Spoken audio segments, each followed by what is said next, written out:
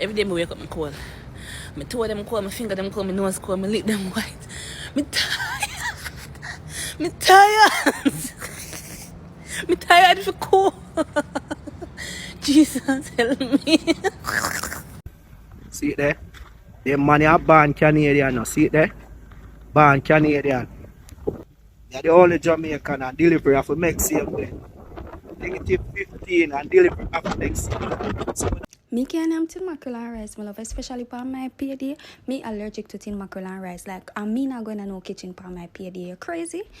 You can't convince me say I don't want Jamaican own the dollar store because tin mackerel in a dollar store. But anyways, I love this for my Caribbean people. People, whether it's sun, rain, or snow, in Canada, you have to go to work. People, the bills don't take a break. And sometimes when you pay the bills, you have nothing left. You have to end up eating tin mackerel. Although I don't eat tin mackerel because I'm allergic to it. But you get the idea, people. I think of my love for Canada as being very rational. I think of my love for Jamaica as being somewhat emotional. Being Jamaican Canadian helps me to be wide-eyed. It's the best place that offers a cultural mosaic way of living. You can be Canadian and still be Jamaican. You can be Canadian and still be Bajan. You can see so much being in Canada. I'm Jamaican by birth, Chinese by heritage, but Canadian by choice. Canada gave me the opportunity to take what would have been a statistical improbability and make it a reality. That's what Canada means to me. So if you're interested in migrating to Canada or you've just migrated to Canada, here's a list of things that you should sort out as soon as you get here. I came to Canada December 2017, got my PR in November 2021. First thing you want to sort out is your social insurance number. So when you get here, you can go to Service Canada, get your social insurance number. You get it same day. It's a piece of paper, and you'll need that when you're applying for jobs because that's one of the requirements. You need a study permit that allows you to work, plus a SIN. Next, you're going to sort out your ID. So if you have your driver's license in your home country, go and see the requirements to get your driver's license in the province that you are in. Or if you don't plan to get your driver's license, go and get a photo card ID in the province that you're in, so you can stop walking around with your passport because your passport will get tired of you. You can't carry your passport everywhere where you need ID. So go and get some ID for the province that you're in or your driver's license. Next, go and open a bank account. If you're going to be working part-time, most places are going to do direct deposit, so you'll need a bank account. When you're going to get your bank account, also see if you can get a credit card as well. A lot of these banks have student credit cards that they like do a bundle deal. They'll give you a bank account and a credit card. Usually the credit card balance is like 1,000 max or 500. But yeah, so that get a credit card so that you can start building up your credit. Now, keep in mind, please use your credit card responsibly. I find that CIBC and Scotia are more student friendly when it comes to credit card. Don't get a secured credit card. Try to get an unsecured credit card. If you're back home and you have a good job, an established life, and you're making money, don't pack up and migrate to the rich countries.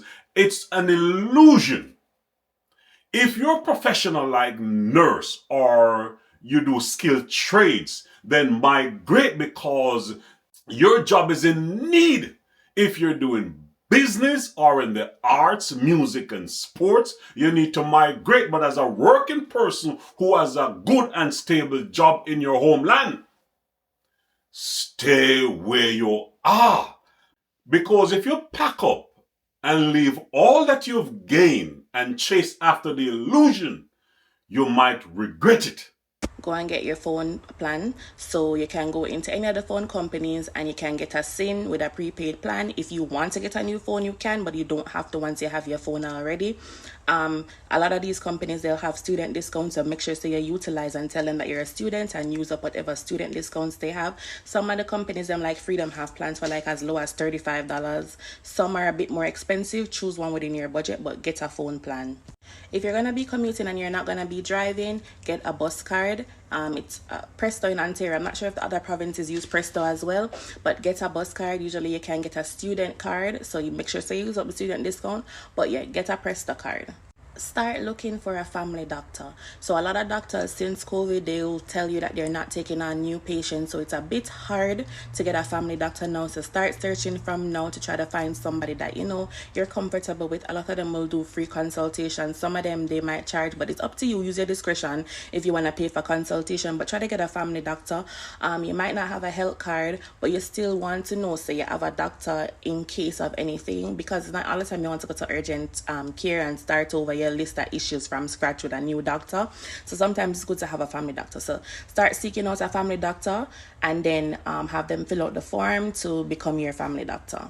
And finally, utilize the resources that are available for new immigrants. I find that a lot of times as Caribbean immigrants, we don't utilize the Newcomer Center or the Newcomer resources that are available. Find one that's near to you and utilize it. If it's resume writing, if they're helping you to find housing, if they're helping you to find a job, utilize it. If them giving you a discount on anything, utilize the Newcomer services that are available. I think you're eligible for Newcomer services up to 1 year after you've migrated. So utilize it, because I find that we don't utilize it as a lot. But if I've left anything off the list, as usual, drop it in the comments. Remember, each one help one. People, she is absolutely correct. A lot of us from the Caribbean and Africa, we don't utilize the services. Before I get into the video, let me give a big thank you for the persons who have shared their testimonials on TikTok and have borrowed it to broadcast it to you.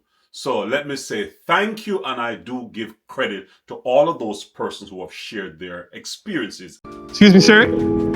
Hi. Hey, sorry to bother you. Do you mind if I ask you a couple of questions for a social media post? No, I don't mind at all. Perfect. So where are you from? I was born in Jamaica. Okay. What do you do for a living? I'm a pilot, currently a first officer. Okay. What is your name? My name is Damar Walker. Okay. Mind if I take a couple photos of you? No, I don't mind at all. What motivated you to become a pilot? I come from an immigrant family, and we came to Canada when I was very young, and having the ability to travel in an airplane at such a young age, seeing those pilots do such amazing things gave me goals, and me becoming a pilot was me fulfilling my childhood goal.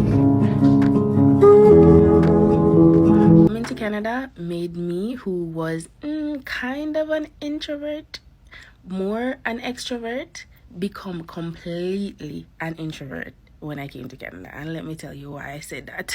As soon as I finished high school, I migrated from Jamaica to Canada. And at that time, I had in mind that I was done high school, but when I came to Canada, I had to do 1 more year of high school. So I had to do grade 12.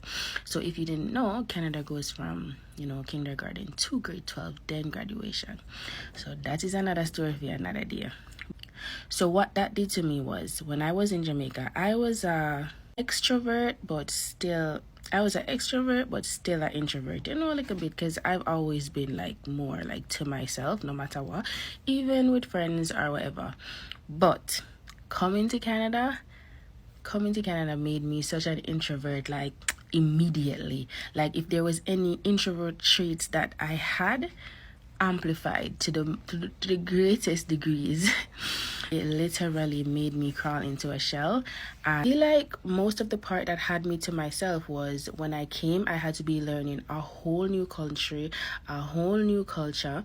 High school was grade 12, so everybody already had their clique and friends and whatever, which is completely fine. Thank God my sisters were going to school, because lunchtime we'd be finding each other to eat food.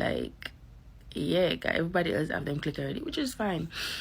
As a new migrant in Canada, or if you've been here a long time ago, please drop your comments and share your experience with us so the new migrants can learn and avoid the costly mistakes. What I will say about high school in Canada, enough people talk about high school of Canada, high school of foreign is so much easier and easy. I will let you know that school in Canada, it's not easy. But the truth is, they have so much resources available to their students, like the computer lab, the teacher time, in a class time you get, you can't do your homework, and like a lot of stuff like that's not available in Jamaica. So I would say, like, having to deal with the culture shock of coming to a different country and all of that. Thank God I had my sisters. Moving your kids from Jamaica at such an age, please prepare them. Prepare them for the culture, prepare them for the difference. It's okay to be different, you know.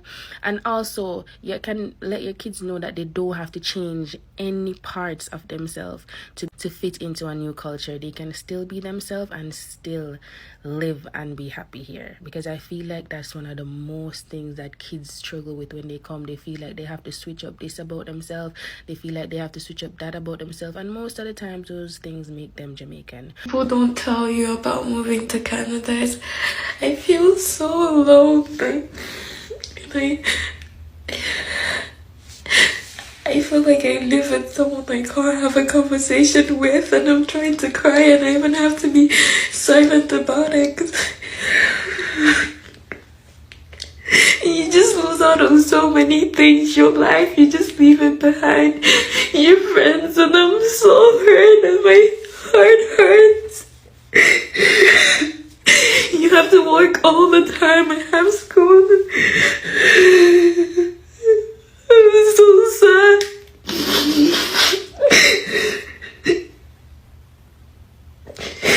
I'm hurting so much. I don't have any friends.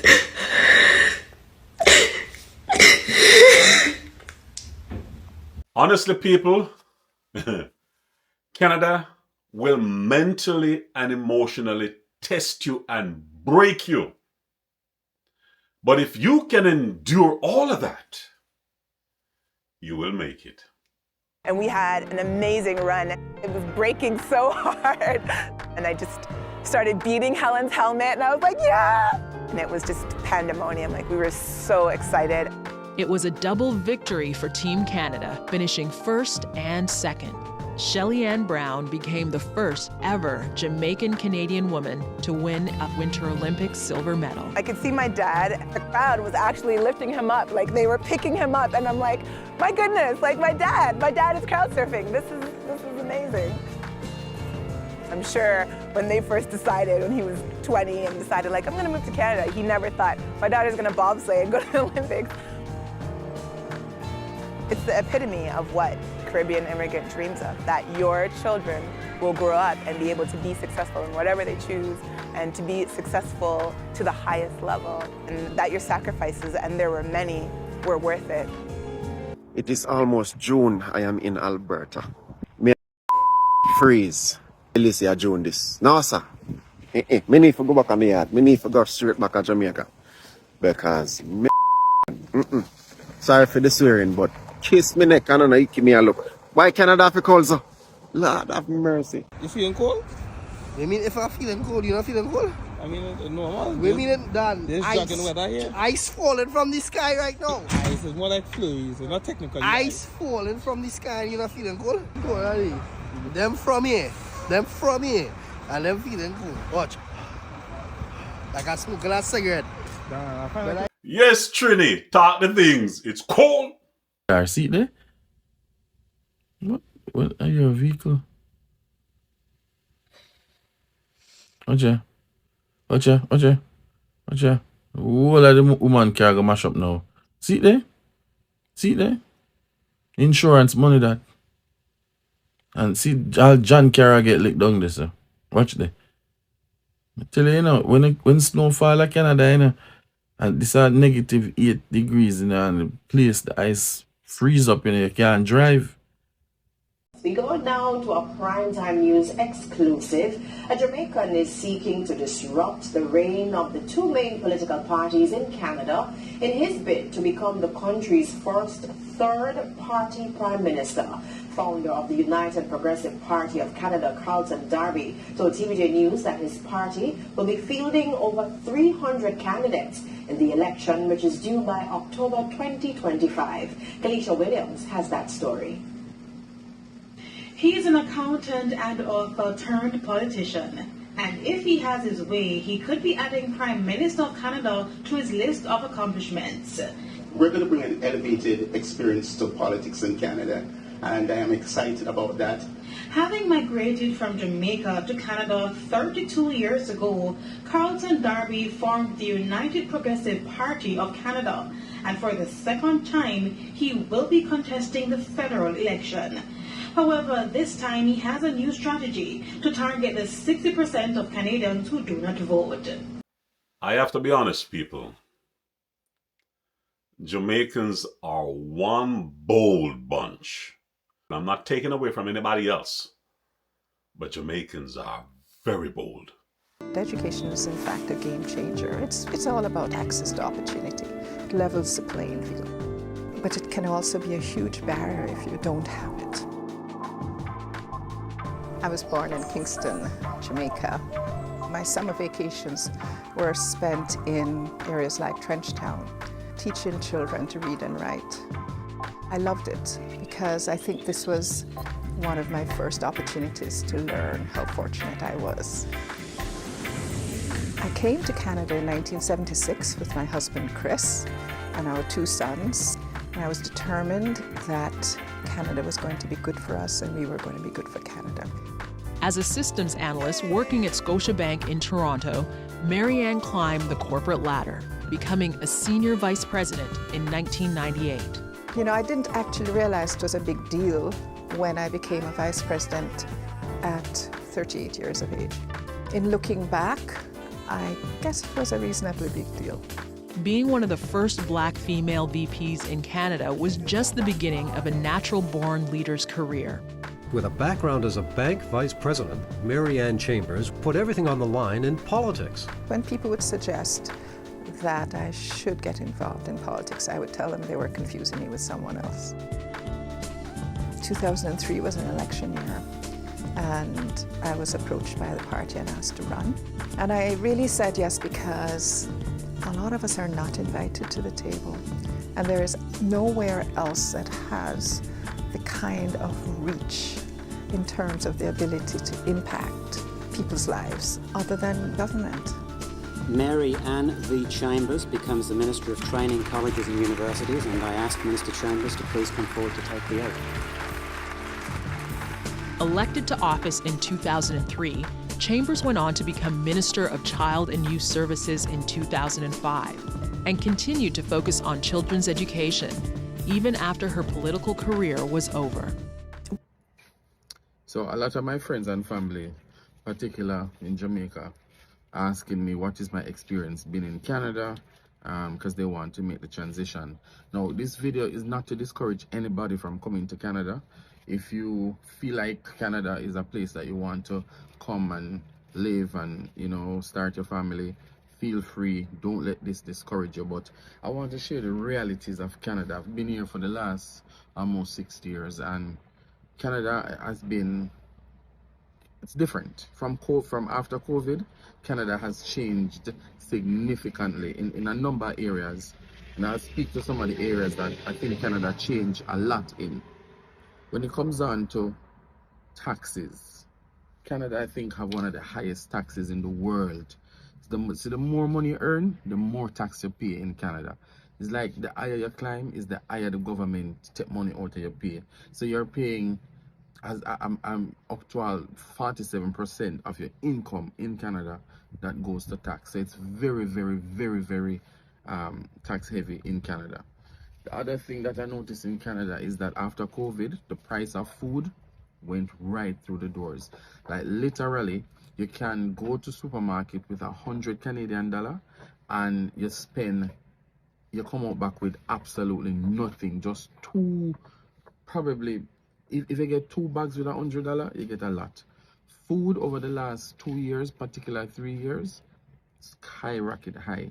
The cost of living versus what you're getting for your pay, what you're getting for to buy for food, absolutely ridiculous.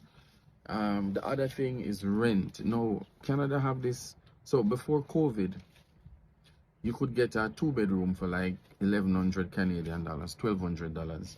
Now, after COVID, the same apartment, the apartment that I live on, I got my apartment before COVID, so I got in a very comfortable rate for a 2-bedroom apartment. Now, I have some friends who moved from Jamaica, and there are some vacancies on this apartment, and they live here, and they're paying $1,800 for the same 2-bedroom. And when they move, the landlord charging $2,200 for the same 2-bedroom. So rent in Canada, it's very, very, very expensive. When you talk about the healthcare, now Canada have free healthcare because they use the taxes that we pay to provide free healthcare. But when you go to the hospital, it's no different from an underdeveloped country where you're waiting hours and hours and hours and hours and hours, like literally waiting for 8 hours. You go to the hospital from 7 a.m. in the morning, you're not getting through, and I kid you not, you're not getting through until around maybe 4 or 5 o'clock in the evening. That's when you actually get to see a doctor, because there is a shortage in the healthcare workers. There is no doctor, and you can't go to a private doctor. You can't say, all right, you have your money, so you're gonna go to a private doctor. Canada not deal with private doctor. The rich, the poor, everybody goes to one hospital. Furthermore, you can't even get a family doctor. There's a 6 months waiting list to even get a family doctor here in Canada. The other challenge with the reality of Canada is, honestly, Canada boring. Canada boring. There is nothing to do. It's good when you have like your own community, that you can have that level of culture. You know, you have your Jamaican community, you have the other ethnic groups who have their community. Community is big. If you don't have a community in Canada, man, Canada is boring. Now have nothing to do. So I'm grateful that here we form a nice little community where people can display culture, you can talk your language, you can cook your food, and you just feel Jamaican. Without that being present, Canada boring. So a lot of people just work in Canada and save them money so that they can travel to different countries. That's what I've been doing over the last couple of years. Like me, I can't stay 12 months in Canada. It's not possible. It's not possible. Yeah. So at the end of the day, Canada is still good in some instances where, you know, the crime and violence is not as bad. They have good gun laws, but overall, if you're not a strong person, if you don't have community and you don't have the support, Canada is very, very depressing. And grateful to be here, and I'm not discouraging anybody from coming. You can come and you may find it to be good. The other thing is I want to mention is that with this current government, what they're doing, they're reversing a number of the immigration programs that they had for people to get easy access in Canada. So a lot of temporary residents, a lot of people going back to their countries. Trust me, if you do the research right now, a lot of people going back to their countries because people just cannot afford to live in Canada anymore, or the government make it so difficult for persons now to obtain permanent residence in this country. But still grateful to be here, but I just wish things will change soon. That's just my reality of Canada. I could literally shake that man's hand. Trust me, people. The cost of living in Canada has gone through the roof. Yo, $100 for only these stuff. No way. How much is it? How much is it now? 114. 114? What? For all these stuff? You just wait. No. You just had $100 for all this. This is not even worth. This is this is probably like $50. This is inflation for real, man. Yo, the prices are mashed up in Toronto. We need to go back to Jamaica. What is this? Yeah, go back a yard. Dog, this is not making sense, bro. $100 for all this. Jamaican people, may I tell you, Canada is in a crisis. One of the biggest crises Canada ever in and I know. People are suffering like dog in Canada. Homeless people arise every day. Food bank full up. Yo, may I tell you, I just saw nobody now come on, come talk. But people, wicked. Canada, the wickedest place we live right now. May I tell you? But you know, come ask me say if Canada so hard, why me still there, you know? You know, ask me that. Because Jamaica nice. Best place to be right now is Jamaica. But it is what it is, so may I say. No worry on yourself. Canada rough. People can't buy food. At Christmas, nobody not seen a Christmas. Justin Trudeau under fire right now. So I spent $641 on grocery this weekend. And keep in mind, it's for 3 persons and 1 little baby. 2 adults and 1 little baby. Alright, I'm going to show you what I get on the receipt. Alright, so I went Real Canadian Superstore, Danforth. And this is the Real Canadian Superstore receipt. Look there. It like $479. Alright, see what I get there? See things them there? I go show them. I never include this in there too. I went Canadian Tire to buy some pots. Alright, see this is the bag them there? 4 bags. So, this is what we get. We get some burger. We get some burger bun. See there? 2 burger bun. Humpty Dumpty.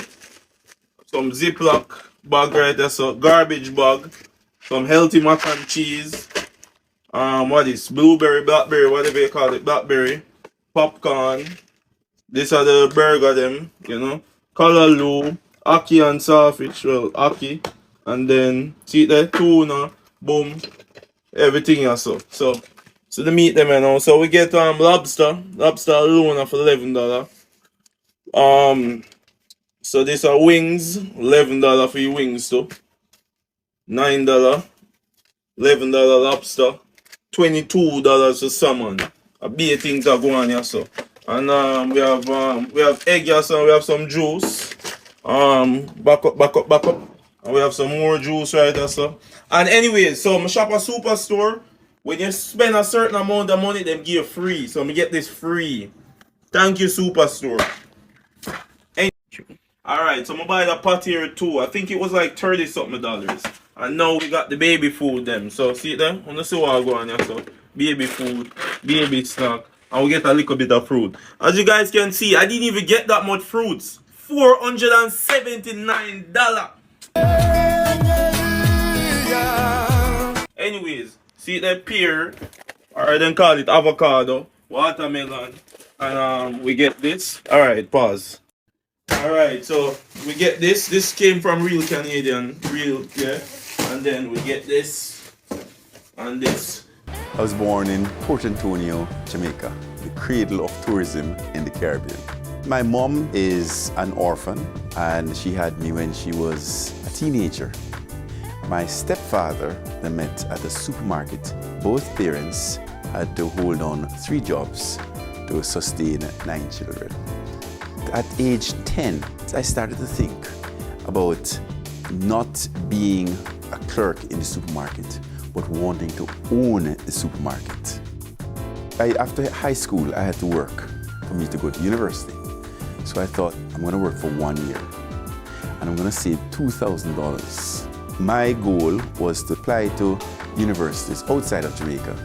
If I wasn't successful, I was gonna take the $2,000 and buy a Triumph TR7 sports car. In 1970, Michael was accepted to McMaster University, where he completed his engineering degree. He returned in 1976 for business courses as a prelude to his MBA. So at the same time, at night, I would be a bouncer at the local student pub. So this particular night, my friend from university, he came and said, Mike, tonight I made $400. That's 160 hours of bouncing. So I thought, whatever he's doing, I'm gonna check it out. Turns out his friend was selling mutual funds on the frontier of the mutual fund era. And at the age of 26, Michael became a financial advisor. In my situation as a financial advisor, one has to look the part of credibility, and you have to give people a sense they can trust you. So I went out in 1983 and bought a Rolls Royce. And the thought was I would be a high curiosity factor, and people would want to know, what do you do? And that was my entree, leading to, here's what I do, and here's how I can help you. In 1983, Michael borrowed $500,000 to buy stocks in Mackenzie Financial. In 4 years, his investment appreciated sevenfold, and in turn, he used the profits to acquire a small Ontario-based investment firm called AIC Limited. And the rest, as they say, is history. In spite of all the testimonials you've just heard, if you put in the work, go to school, never give up, and stay ambitious, you can make it. You definitely can make it. On that note, Jamaican is out. And it's Jamaicans making it in Canada. I talking about. People, drop your comments and let us know your story. Peace. Sun is shining, the weather is sweet.